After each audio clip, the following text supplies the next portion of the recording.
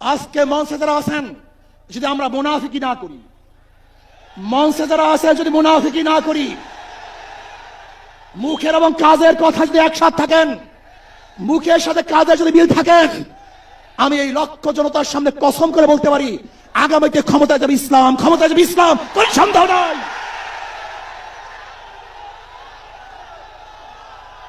যদি আমরা মুনাফিকি না করি, যদি আমরা ঐক্যবদ্ধ থাকি, বাংলাদেশে একটা বাক্স ইসলামের নামে দিতে পারি, যেরকম আমেরিকা এবং ওই জারস ইসরায়েল ইরানের আক্রমণ করে ভেবেছিল মুহূর্তের মধ্যে নিশ্চিহ্ন করে দিবে, কিন্তু আক্রমণ করার পরে দেখেছে ইরানের গুহার থেকে কোথার থেকে বোম মিসাইল চলে আসছে।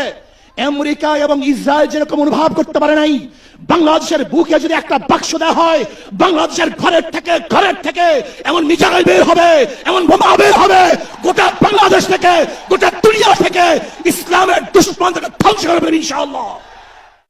আজকে সম্মেলন কেন?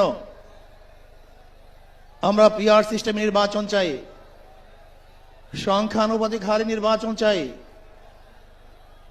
বিএনপি কেন মানছে না? বিএনপি তো দাবি করেছে আমরা জাতীয় সরকার গঠন করব, এটা বিএনপির দাবি।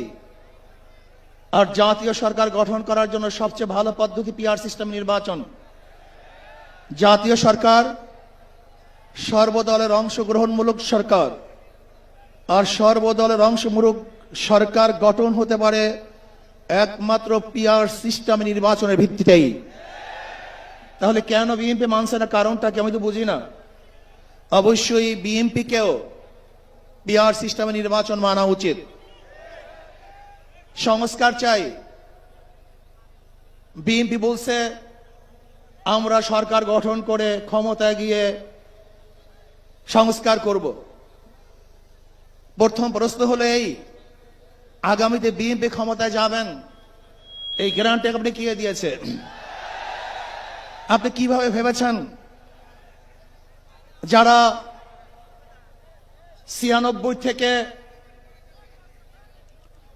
96 পর্যন্ত ফেল করার কারণে 96 ক্ষমতায় আসতে পারে নাই, আবার 2001 থেকে 2005 পর্যন্ত দেশ চালাবার কারণে 2008-এও তারা ক্ষমতায় আসতে পারে নাই।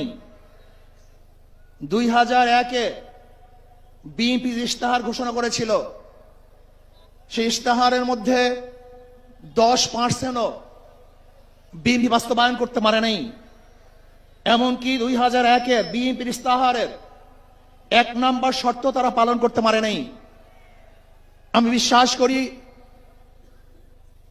আগামীতে ক্ষমতায় কে যাবে না না যাবে আমি জানি না, কিন্তু বাংলাদেশের জনগণ কোন দুর্নীতিবাজ, চাঁদাবাজ, দখলবাজ, খুনিদেরকে আর ক্ষমতায় নিবে না।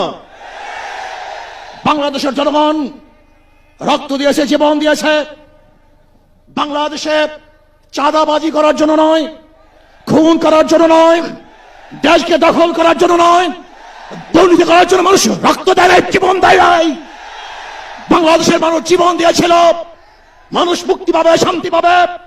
আমার গরিব দুঃখী মানুষ ক্ষুধার্ত থাকবে না, বাংলাদেশের একজন মানুষ খোলা আকাশের নিচে থাকবে না, বাংলাদেশের একজন গরিব বস্ত্রহীন থাকবে না, আমার বাংলাদেশের কোন মানুষ গুম হবে না, খুন হবে না, বাংলাদেশের কোন ব্যবসায়ীকে চাঁদা দিতে হবে না, বাংলাদেশের প্রত্যেক নাগরিক অধিকার বাস্তবায়ন হবে, তারা শান্তিতে বসবাস করতে পারবে, নির্বিঘ্নে ঘুমাতে পারবে, আমার মা বোনরা ইজ্জত দিয়ে রাস্তায় চলাফেরা করতে পারবে, বাংলাদেশের মসজিদ থাকবে, মাদ্রাসা থাকবে, দাড়ি থাকবে, টুপি থাকবে, দাড়ি ভরে আক্রমণ করতে পারবে না, টুপিকে ছিনিয়ে কেউ নিতে পারবে না, ইসলামের বাইরে কেউ আইন পাশ করতে পারবে না।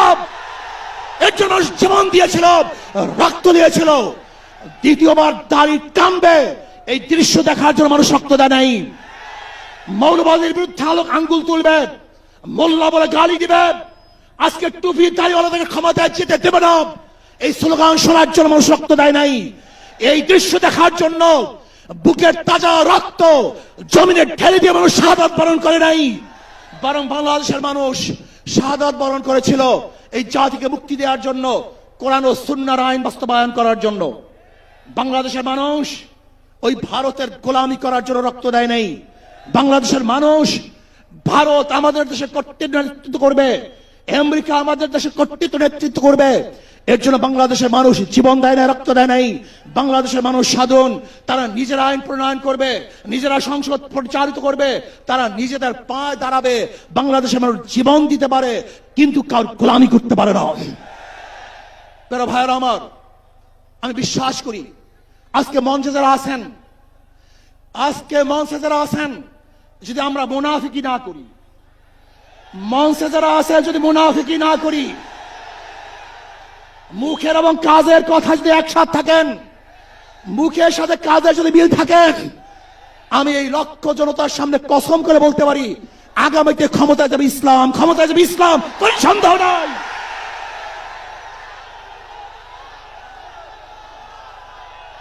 কিন্তু খবরদার